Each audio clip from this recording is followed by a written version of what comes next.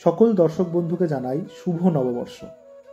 নতুন বছর 1432 সালের সূচনা লগ্নে সকলকে জানাই হার্দিক শুভেচ্ছা ও প্রীতি অভিনন্দন।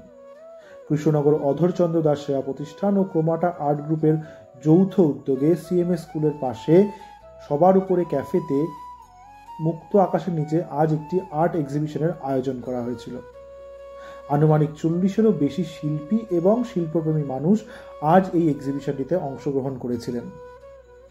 আপনারা দেখতে পাচ্ছেন কৃষ্ণনগর অধরচন্দ্র দাস সেবা প্রতিষ্ঠানের অন্যতম সদস্য শ্রী গৌতম দাস মহাশয় আজ এই এক্সিবিশনের উদ্বোধন করেছিলেন। প্রত্যেক শিল্পী তাদের মনের মতো করে তাদের নিজেদের গণেশকে সাজিয়ে এনেছিলেন। যে কোনো শুভ কাজের সূচনা করা হয় সিদ্ধিদাতা বিনায়কের আরাধনা করে, তাই নতুন বছরের সূচনা লগ্নে এই এক্সিবিশন প্রাঙ্গণ গণেশময় করে তোলা হয়েছিল।